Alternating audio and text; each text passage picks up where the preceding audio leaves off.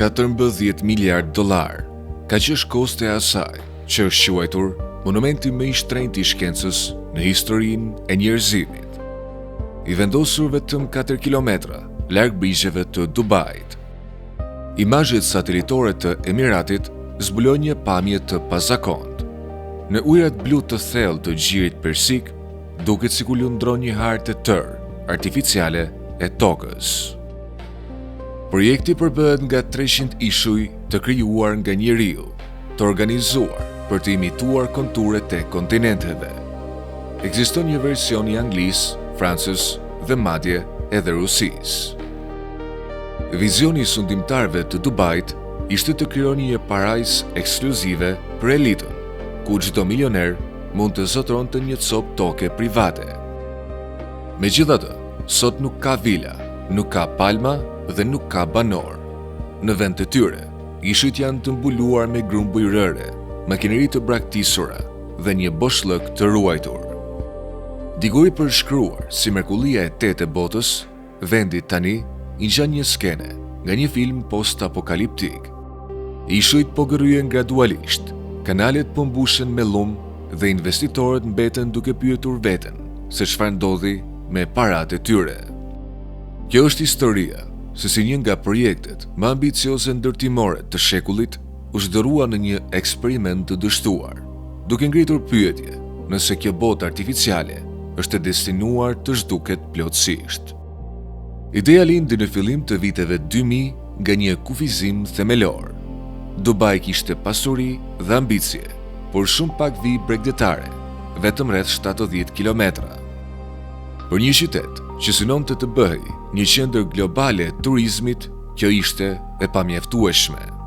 Sheikh Mohammed bin Rashid arriti në përfundimin se nëse toka natyrore ishte e kufizuar, ajo duhej krijuar.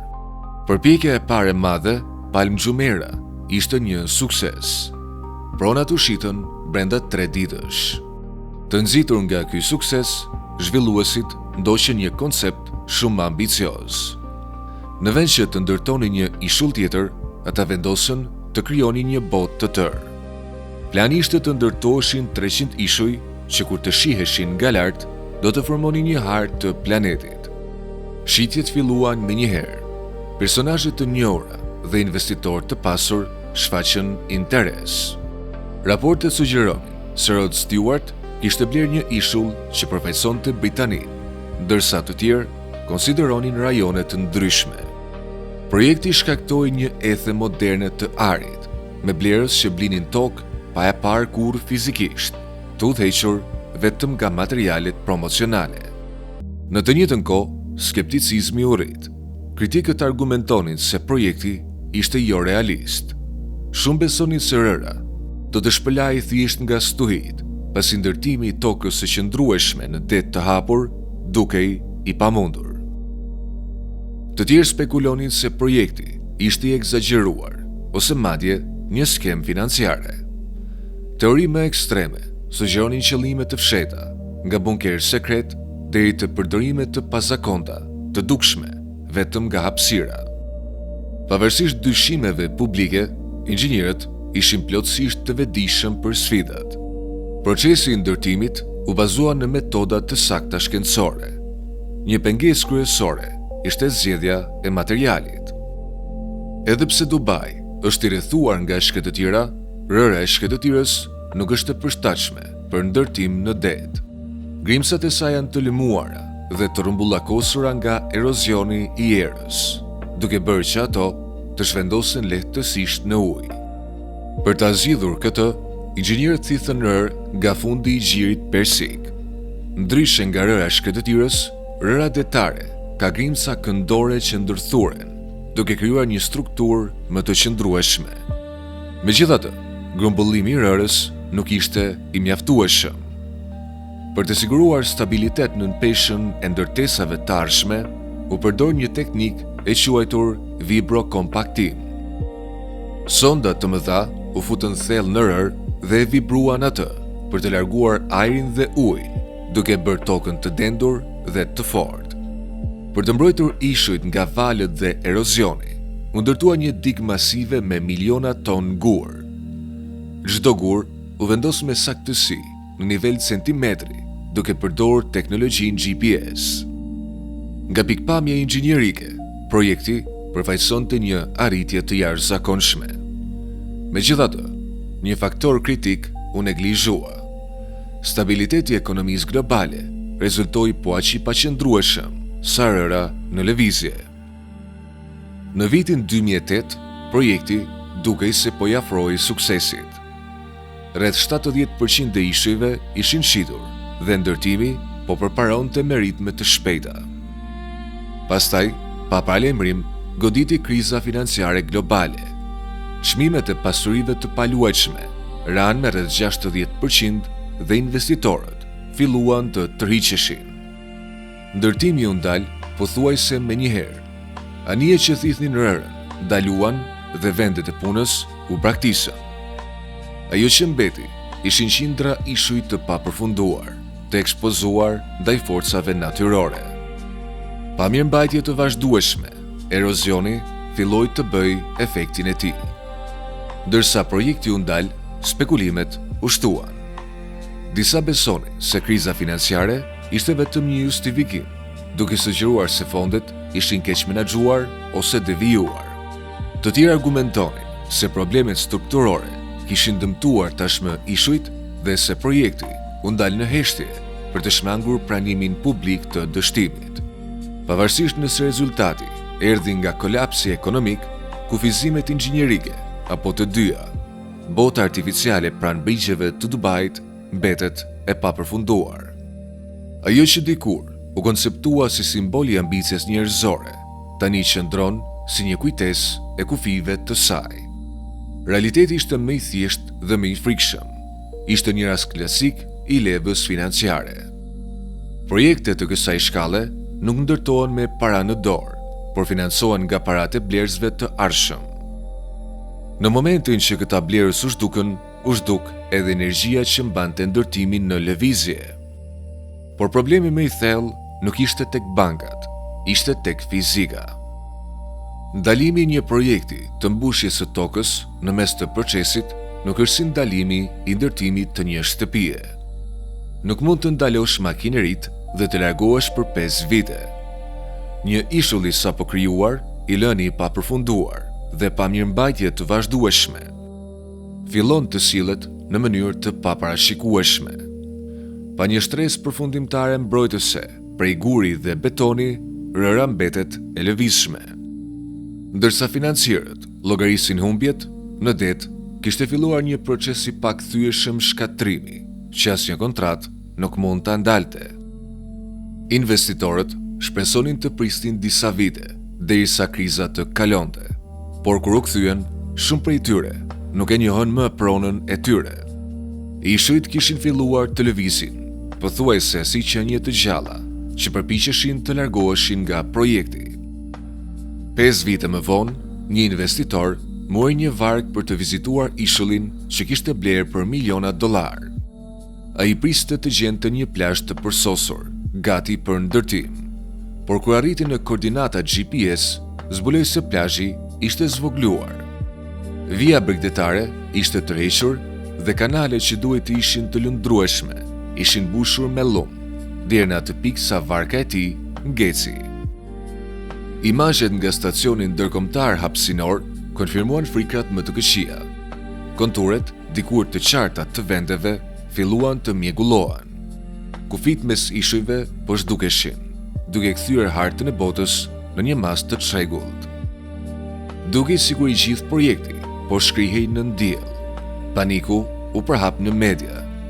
Titujt paralajmëronin se Dubai po fundosej. Kritikët mjedisor e përshkruanin si hakmarrje të natyrës dhe ndërhyrjes njerëzore. Të tjerë pretendonin se rritja e nivelit të detit e shkaktuar nga groja globale do ta kthente këtë arkipelag në një Atlantid moderne. Forumet online u mbushën me parashikime se brenda 10 vitesh nuk do të mbetej asgjë tjetër përveç ujit të hapur dhe se miliarda $, do të zhdukeshin. Shkencëtarët e quajnë këtë proces erozion, por në këtë rast bëhej fjalë për një erozion ekstrem. Gjiri persik nuk është ujë i qetë, ai ka rryma të forta.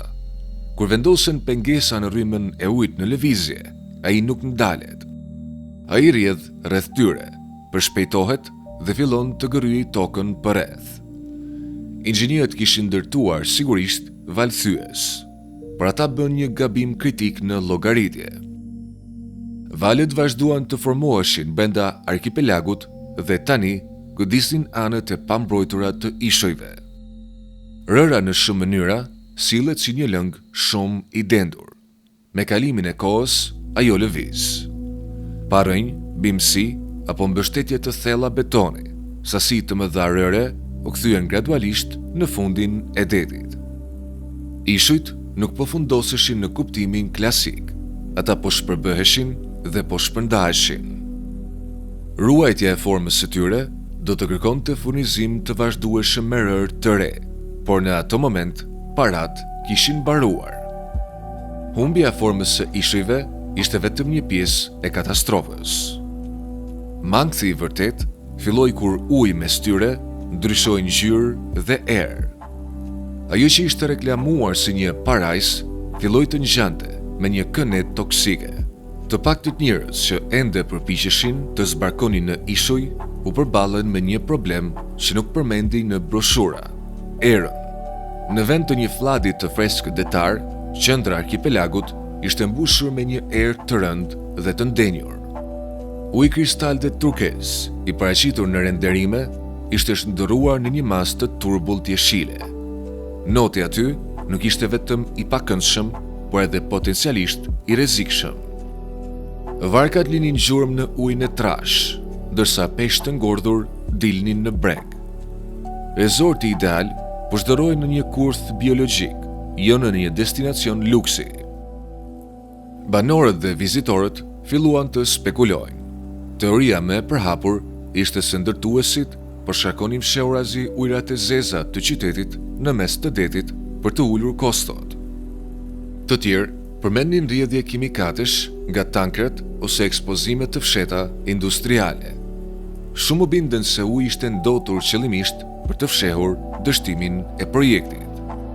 Ajo që dukej nuk i ngjante një plazhi elitar, por një zone katastrofe mjedisore.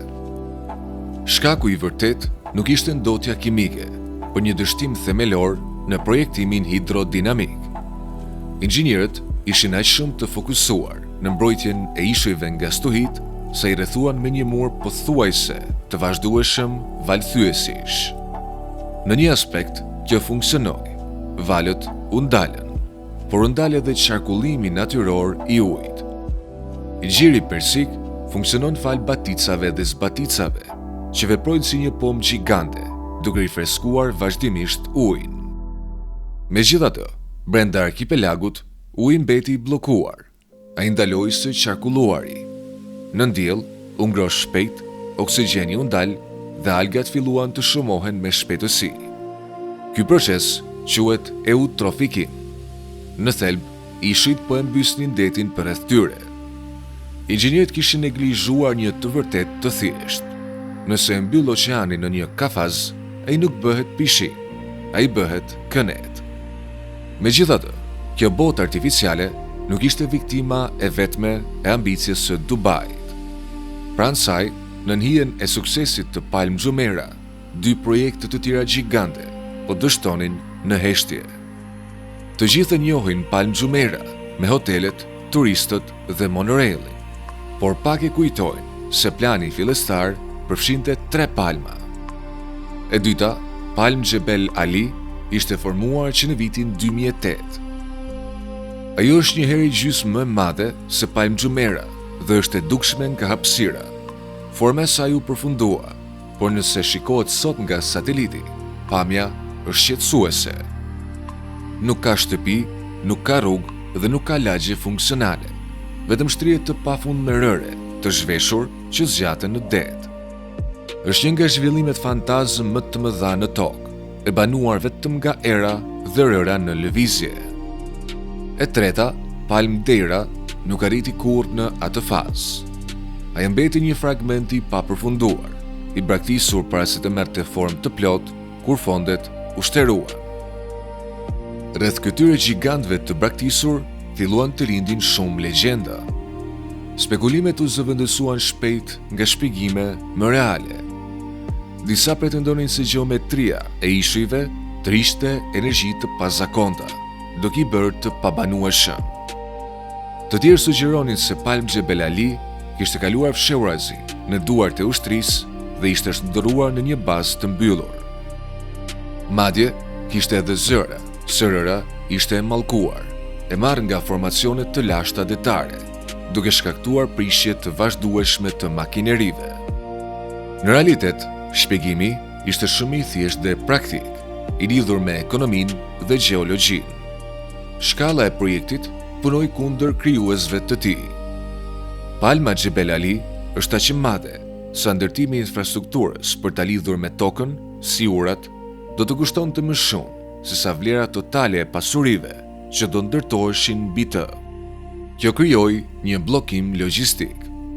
Ekzistonte edhe një problem strukturor që ndërtuesit rrallë përmendin publikisht. Likuefaksioni i tokës. Një ishull artificial është në thelb një strukturë me dy shtresa që ka nevojë për kohë të stabilizohet. Ky proces zgjat për dekada. Në Palm Jumeirah, stabilizimi u përshpejtua me vibrokompaktim. Në Palm Jebel Ali, megjithatë, puna u ndal në mes. Ndërtimi i strukturave të rënda si rokaqiej në këto kushte do të ishte i paqëndrueshëm. Pesha e tyre mund të zhvendosë rërën poshtë, duke bërë që ndërtesat të anojnë ose të fundosen. Këta ishuj mbetën të bllokuar nga madhësia e tyre, shumë të mëdhenj për të përfunduar dhe shumë të shtrenjtë për të shembur. Pavarësisht këtyre dështimeve, zhvillimi nuk u ndal. Në vend të kësaj, projekte të reja lindën mbi rënojat e ambicieve të mëparshme. Brenda arkipelagut të braktisur të ishujve të botës, një grup ishujsh vazhdon të tregojë shenja aktiviteti. Ky projekt njihet si zemra e Europës.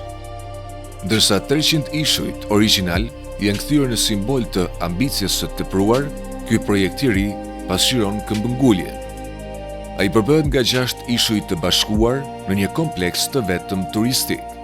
Zhvilluesit nuk synojnë vetëm të ndërtojnë objekte, por të rikrijojnë një klimë krejtësisht tjetër brenda gjirit persik. Qëllimi është të simulohet një mjedis europian, jo vetëm nga ana arkitekturore, por edhe meteorologjike. Në ishujt e konceptuar për të përfaqësuar vende si Gjermania dhe Suedia, planet përfshin rrugë me klimë të kontrolluar. Vizitorët do të ecin në ambiente të ftohta, ndërsa temperaturat jashtë arrin rreth 45 gradë Celsius. Flladet artificiale dhe sistemet e kontrolluara të shiut synojnë të krijojnë përshtypjen e një klime të butë. Koncepti shkon edhe më tej. Planet përfshin dhoma bore dhe hapësira të jashtme ku do të krijohet borë artificiale. Inxhinierët propozojnë përdorimin e sistemeve të ndërlikuara me tuba dhe mekanizma shpërndarës për të ftohur ujin dhe për të krijuar flokë bore në ajrin e shkëtëtirës. Ky koncept i gjan më shumë inxhinierisë eksperimentale të klimës se sa zhvillimit urban tradicional. Për ta forcuar këtë iluzion, rezorti adopton standarde europiane. Euroja është saktuar si valuta zyrtare dhe koha lokale është përshtatur me zonat orare europiane. Vizitorët mbeten fizikisht në Emiratet e Bashkuara Arabe, por në praktik përjetojnë një mjedis të simuluar europian. Projekti përfshin gjithashtu prona në Nujore. Pronat më të shtrenjta janë vila shumë katëshe, të njohura si kuajt e detit lundrues, ku dhomat e gjumit dhe banjat ndodhen në nivelin e detit. Blerësve u premtohen pamje të shkëmbimeve koralor dhe jetës detare drejt për drejt nga hapësirat e tyre të banimit. Megjithatë, këto premtime përballen me të njëjtat sfida mjedisore që janë parë në pjesë të tjera të arkipelagut. Uji përreth mbetet i ndenjur dhe i turbull. Për ta zgjidhur këtë, zhvilluesit janë përpjekur të krijojnë artificialisht një ekosistem detar. Janë sjellë sasi të mëdha gurësh dhe janë ngritur çerdhe koralesh. Fragmente koralesh vendosen me dorë mbi struktura në përpjekje për të nxitur rritjen e tyre në ujërat e mbinzehura dhe të kripura të gjirit. Ky proces, që nganjëherë quhet peizazhim detar, kërkon ndërhyrje të vazhdueshme nga zhytës dhe biolog detar. Kritikët argumentojnë se projekti është më pak një zhvillim i qëndrueshëm dhe më shumë një iluzion i ndërtuar me kujdes. Disa ekspertë besojnë se ai funksionon kryesisht si një mekanizëm financiar, ku investimet e reja përdoren për të kompensuar humbjet e mëparshme. Ky model ka bërë që disa vëzhgues të përshkruajnë zhvillimin si të ngjashëm në strukturë me një piramidë financiare. Ekzistojnë edhe shqetësime praktike për banueshmërinë. Shiu artificial, i kombinuar me temperaturat e larta të ambientit, mund të krijojë kushte të lagështa dhe të pakëndshme, të ngjashme me një ambient me avull. Bora artificiale në një nxehtësi të tillë mund të shkrihet para se të arrijë në tokë. Kostot e mirëmbajtjes për këto prona pritet të jenë jashtëzakonisht të larta, veçanërisht për shkak të konsumit të energjisë dhe efekteve gërryese të ujit të kripur mbi strukturat e zhytura.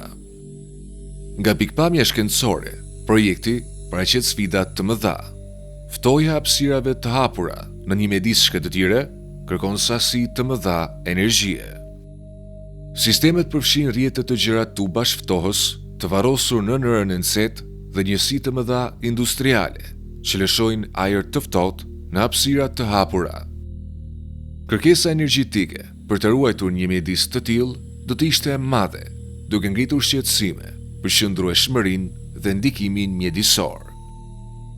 Edhe nëse teknologjia funksionon ashtu siç është planifikuar, mbetet një pyetje themelore: a mund ta mbështesë rëra poshtë një zhvillim të tillë? Vibrimet e vazhdueshme nga makineri të rënda, të kombinuara me luhatjet ekstreme të temperaturës, me shtojes artificiale dhe nxehtësisë natyrore, mund të përshpejtojnë degradimin e themeleve të ishujve. Ekziston mundësia që ky zhvillim i ri të ndjekë të njëjtën rrugë si projektet e mëparshme, duke përfunduar si një tjetër strukturë e braktisur në det. Projekti origjinal i ishujve të botës pritej të shërbente si një mësim. Ai tregoi kufitë e inxhinierisë përballë forcave natyrore dhe paqëndrueshmërisë ekonomike. Megjithatë, Dubai vazhdon të ndjek projekte gjithnjë e më ambicioze. Në vend që të tërhiqet dhe të stabilizojë atë që tashmë ekziston, strategjia duket se përfshin zgjerim të mëtejshëm. Kjo qasje i ngjan një cikli të rrezikshëm për shkallëzimi. Pavarësisht pengesave të mëdha, projekte të reja vazhdojnë të shpallen, duke shtyrë edhe mëtej kufitë e inxhinierisë dhe realizueshmërisë financiare. Dubai vazhdon të ndjek projekte gjithnjë më ambicioze. Një shembull është Dubai Moon, një sferë gjigande mbi 200 metra e lartë e projektuar për të imituar sipërfaqen e hënës në mes të qytetit.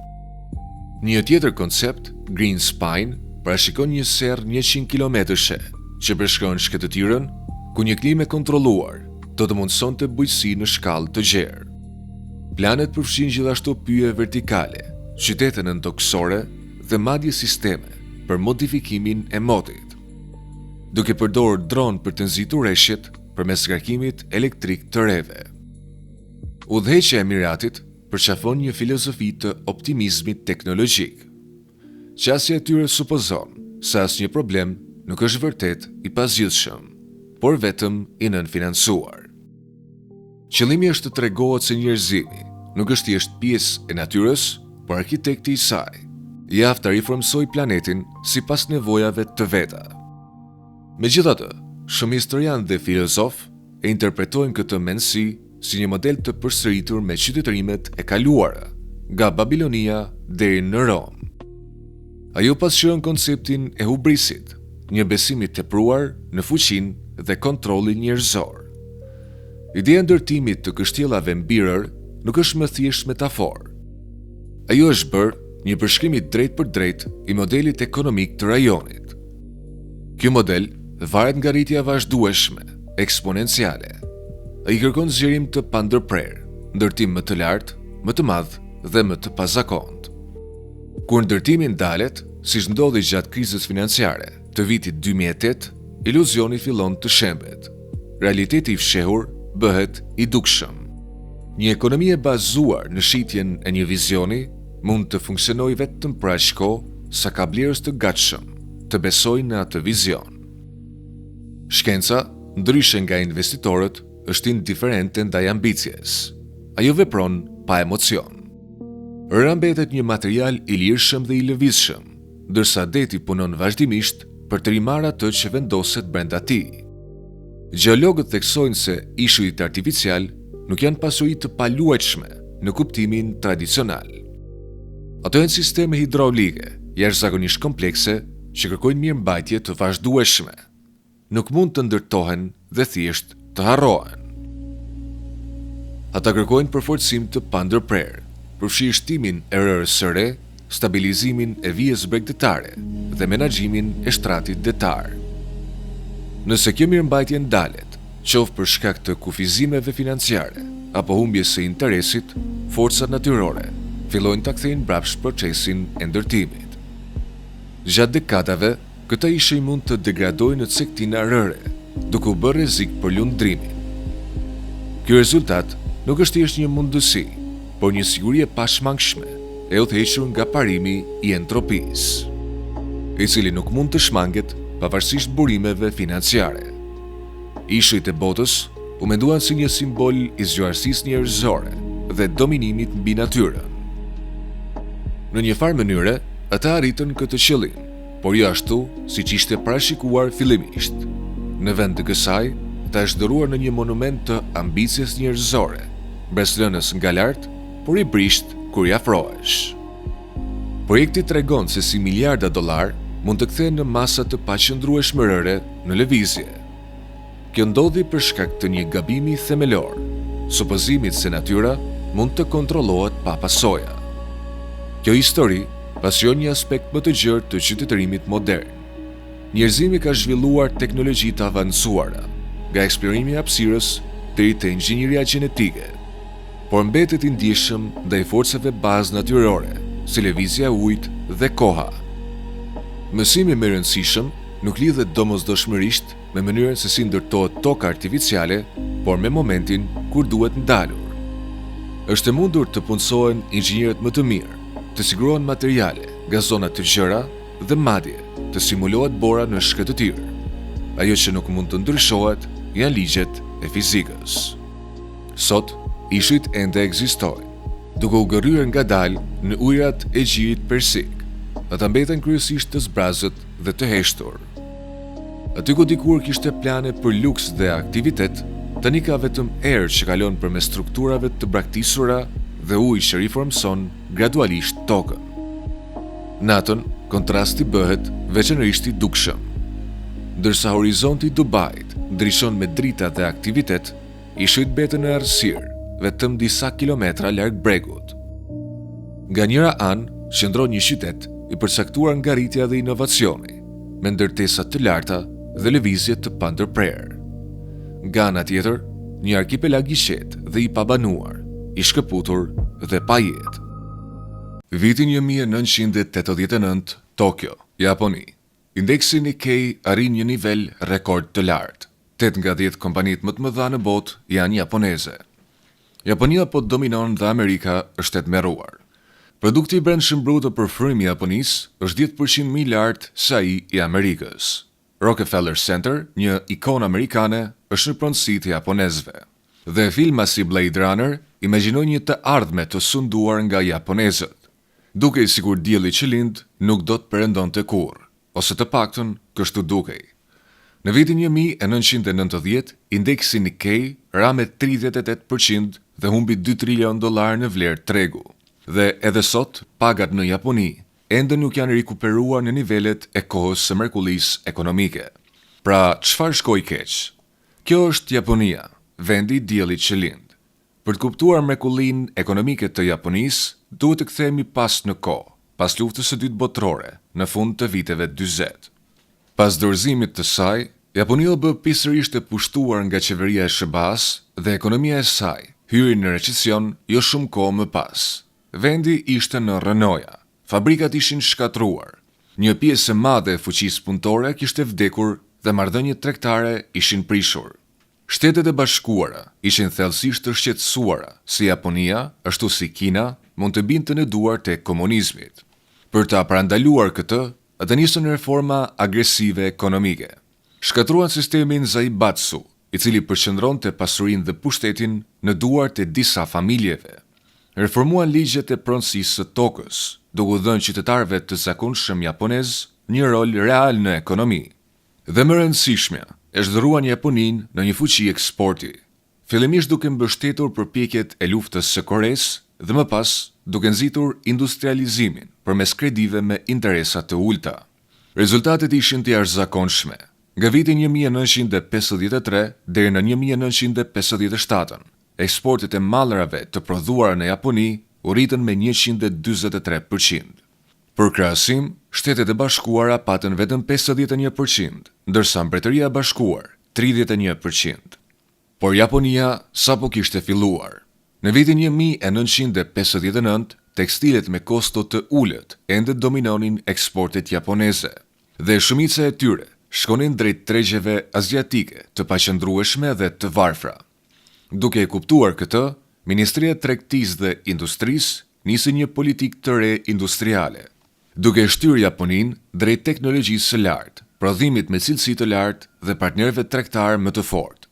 Kjo shënoi fillimin e rilindjes industriale të Japonisë, e mbështetur nga investimet të huaja direkte dhe një ekonomi gjithnjë më e fortë. Japonia investoi masivisht në prodhim, pasi një pjesë e madhe e bazës së saj industriale ishte shkatruar gjatë luftës së dytë botërore. Ajo duhej të fillonte nga e para, duke importuar teknologjitë më të avancuara në botë për të krijuar një bazë prodhimi ndër më të përparuarat globalisht. Deri në vitin 1965, Japonia kishte një suficit tregtar. Dhe deri në vitin 1970, vendi kishte rritur eksportet me 380%, duke u bërë ekonomia e pestë më e madhe në botë, duke rritur produktin e brendshëm bruto në 5 fish dhe duke kaluar Kinën, Francën, Mbretërinë e Bashkuar dhe Gjermaninë perëndimore. Ekonomia japoneze nuk tregonte shenja ndalese dhe vazhdoi të rritej me një normë mesatare prej 5% në vit për gati 15 vjet. Shtytësi kryesor i kësaj rritje ishin eksportet. Nëse Japonia e prodhonte diçka, bota e blinte. Kjo e bëri Japoninë jashtëzakonisht të pasur dhe qytetarët japonez filluan të shijonin gjërat më të mira të jetës. Në vitin 1978, Louis Vuitton hyri në distriktin Ginza të Tokios dhe shpejt u bën një nga dyqanet e tyre më fitimprurse. Hermes ndoqi të njëjtën rrugë në vitin 1979 dhe në vitet 80, Prada dhe gjigant të tjerë të luksit ishin tashmë të rënjosur fort në Japoni. Me shitje rekord, Japonia po lulëzonte. Ndërkohë, në Shtetet e Bashkuara, kompanit po protestonin me forcë. Midis viteve 1980 dhe 1985, dollari u forcua me gati 50%, duke ushtruar presion të madh mbi prodhimin vendas. Për ta adresuar këtë, SBA-ja, Franca, Mbretëria e Bashkuar, Gjermania Perëndimore dhe Japonia u takuan dhe nënshkruan marrëveshjen e Plazas. Marrëveshja ishte e thjeshtë. Jeni japonez duhet të zhvlerësohej në raport me dollarin amerikan, duke forcuar eksportet amerikane dhe duke dobësuar suficitin tregtar të Japonisë. Nën presionin e aleatëve të saj, Japonia nuk ishte zgjidhje tjetër. Dhe brenda 3 vitesh, jeni japonez kaloi nga 239 yen për dollar në pothuajse gjysmën, në 128 yen për dollar. Vlerësimi i shpejtë i jenit i bëri mallrat japoneze shumë më të shtrenjta, uli kërkesën për eksporte dhe dobësoi ekonominë në tërësi. Kjo shkaktoi një zinxhir ngjarjesh që do të çonin në dekadën e humbur të Japonisë. Për të luftuar një ekonomi në dobësim, Japonia veproi me shpejtësi. Ai uli normat e interesit në një nivel rekord prej 2.5%, me i ulti në botë në atë kohë, dhe hapi tregjet e kreditit, duke bërë borxhin më të aksesueshëm se kurrë më parë. Ndikimi ishte i menjëhershëm. Ekonomia që tashmë ishte në lulëzim u fry pothuajse brenda natës. Qytetarët dhe kompanitë u hodhën me kokë në spekulime në tregun e aksioneve dhe të pasurive të paluajtshme. Vlerat e tokës nisën të rriteshin në mënyrë marramendëse, pasi paratë e lira ushqyen spekulimin. Ligjet tatimore japoneze vetëm sa I hodhen benzinë zjarrit, pasi qytetarët e zakonshëm shmangnin taksat mbi fitimet kapitale, ndërsa të pasurit anashkalonin taksat e trashëgimisë, duke bërë pasurinë e paluajtshme investimin perfekt. Por nuk bëj fjalë vetëm për pasuri të paluajtshme, por për tokën në veçanti. Askush nuk interesoi për ndërtesat, askush nuk interesoi për të ardhurat nga qiraja, gjithçka që donin ishte toka. Sistemi bankar ishte gjithashtu jashtë kontrollit, me pothuajse asnjë mekanizëm kontrolli dhe balancimi. Të inkurajuara nga qeveria për të dhënë kredi pa kufi, bankat shpërndan hua me pak shqetësim për cilësinë e kreditit, duke përdorur investimet si kolateral. Investime që ishin tej maset të fryera në vlerë, dhe edhe pse çmimet e aseteve po rriteshin në mënyrë të pakontrolluar, Banka e Japonisë hezitoi të rriste normat e interesit, nga frika e një ftohje të tregut. Por deri në maj të vitit 1989 nuk ishte më zgjidhje. Normat u rritën nga 2.5% në 3.25%, duke arritur përfundimisht kulmin prej 6% në gusht të vitit 1990. Kjo e futi tregun në shok dhe panik, por kjo nuk ishte e gjitha. Ministria e Financave vendosi kufizime mbi kredit e lidhura me pasuritë e paluajtshme, duke shkaktuar një kolaps të shpejtë të çmimeve të tokës. Pasi blerësit nuk mund të merrin më borxh për të zhdukur spekulimin. Dhe deri në fund të vitit 1990, indeksi Nikkei kishte humbur gati $1 trilion në vlerë, ndërsa çmimet e pasurive të paluajtshme ranë me një tjetër $3 trilion. Dielli kishte perënduar, dekadat e humbura sapo kishin filluar. Pas përplasjes ekonomike të Japonisë në vitin 1990, vendi u përball me një krizë që ndodh një herë në një brez. Ajo që pasoi ishin dekada gabimesh politike, hezitimesh dhe mundësish të humbura, që lanë Japoninë të zhitur në stagnim.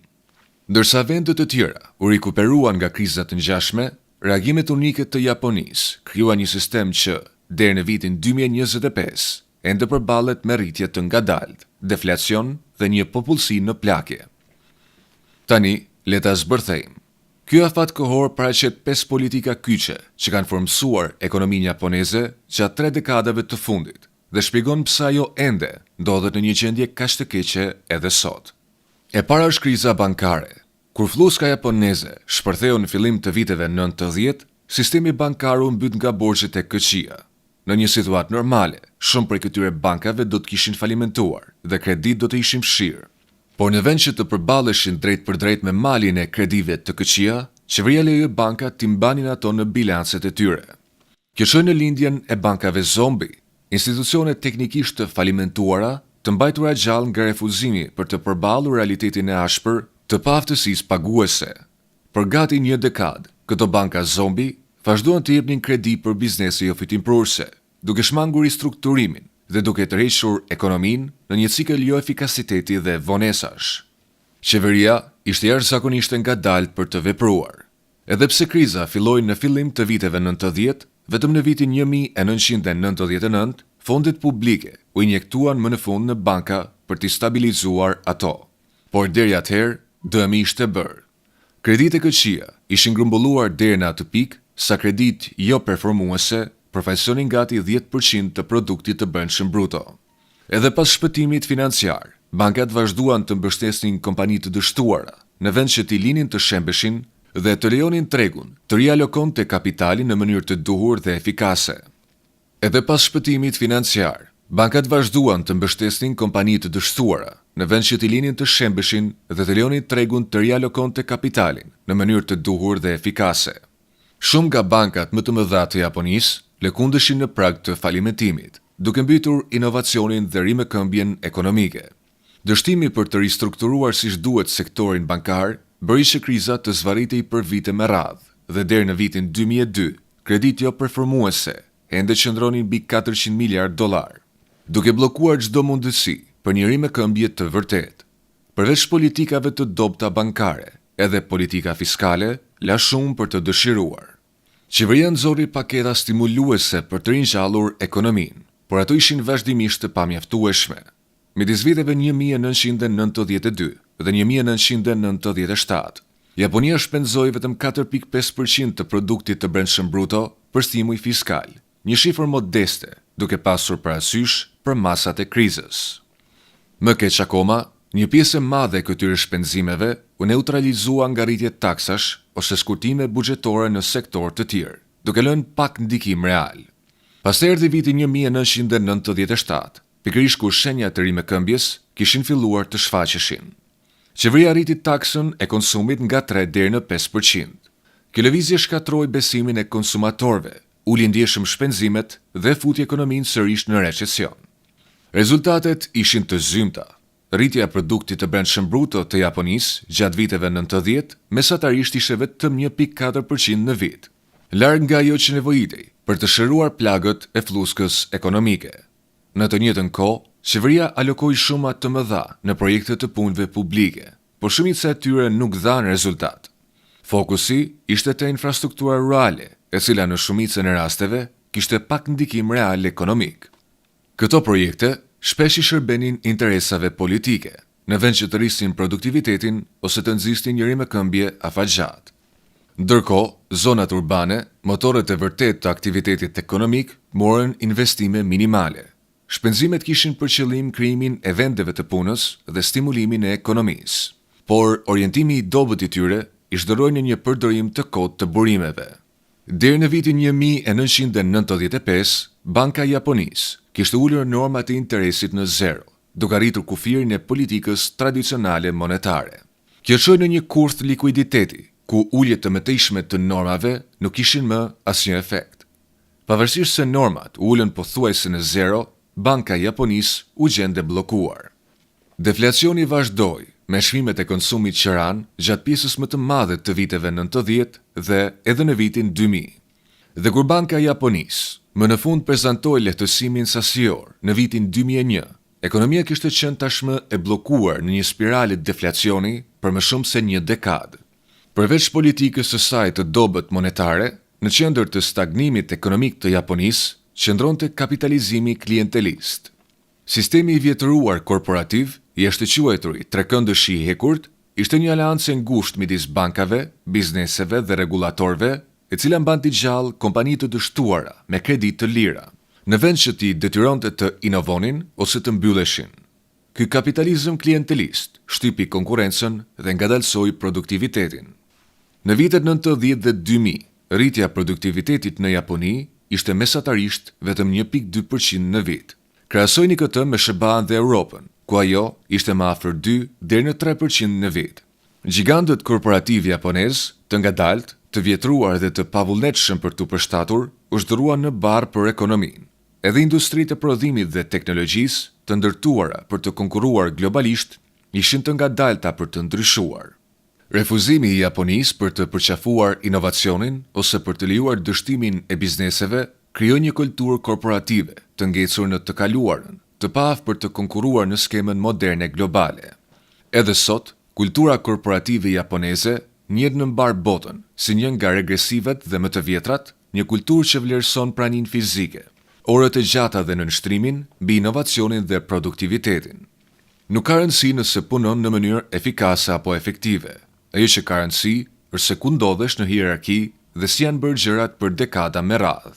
Ky stagnim kulturor lidhet gjithashtu me problemin e pestë, politikën e emigracionit. Kultura homogjene e Japonisë e ka bërë shumë të vështirë që qytetarët japonezë të pranojnë çdo formë emigracioni. Ndërsa vendet të tjera sollën punëtorë të huaj për të përballuar plakjen e popullsisë, Japonia dyfishoi përpjekjet për t'i mbajtur kufijtë e saj të mbyllur. Një gabim i kushtueshëm, pasi fuqia punëtore ka qenë në rënje. Që nga vitin 1995, popullsia në moshë pune e Japonisë ka rënë me më shumë se 10%. Deri në vitin 2024, mbi 1/4 e popullsisë është mbi 65 vjeç, duke lënë vendin të përballet me një nga krizat demografike më të rënda në botë. Mungesa e emigracionit ka nxitur mungesa të fuqisë punëtore dhe ka kufizuar potencialin ekonomik të Japonisë, e kombinuar me tregje pune të ngurta dhe lëvizshmëri të kufizuar. Është bërë pothuajse e pamundur për punëtorët të rinj të hyjnë në sektor me kërkesë të lartë. Rezultati është një ekonomi e ndenjur, e privuar nga dinamizmi dhe talenti i ri që i nevojitet dëshpërimisht. Por problemi është se Japonia ka bërë shumë pak përpjekje reale për të përmirësuar kulturën e punës. individët ende punojnë më shumë orë se në shumicën e vendeve të botës dhe gjithnjë më pak të rinj zgjedhin të kenë fëmijë. Në mungesë të emigracionit, nuk ka zgjidhje për këtë situatë. Historia e Japonisë është një paralajmërim për ekonomi të fryra në mbar botën. Vlera e tregut të aksioneve japoneze është në të njëjtin nivel që ishte 40 vjet më parë. Pagat nuk janë rritur. Inovacioni ka qenë i kufizuar dhe popullsia vazhdon të bjerë. Nuk ka asnjë vend tjetër të zhvilluar në botë me një kombinim më të madh sfidash ekonomike dhe gabimesh se sa Japonia. Pas dekadave të rritjes së jashtëzakonshme deri në vitin 1989, gabimet e qeverisë hapën rrugën për dekada stagnimi dhe pasoja ekonomike. Ata u dehën nga ideja e normave të ulta të interesit dhe kreditimit agresiv, pa bazë reale ekonomike. Besuan se toka jo produktive ishte investimi më i mirë që mund të bënte kushdo. Mbajtën taksat e pronës të ulta, ndërsa rritën taksat për gjithçka tjetër. Menduan se qeveria mund ta shpërndante kapitalin në mënyrë efikase, thjesht duke shëtitur vitrinat. Në vend që të inkurajonin investimet në kërkim dhe zhvillim nga sipërmarrës ambicioz, refuzuan të lejonin dështimin e bizneseve dhe ndëshkuan qytetarët e Japonisë. E bën këtë për të mbajtur gjallë klasën sunduese, bizneset e së cilës dominojnë peizazhin ekonomik japonez. Dhe së fundi, harruan se të bësh të njëjtën gjë vazhdimisht dhe të presësh rezultate të ndryshme është përkufizimi i çmendurisë.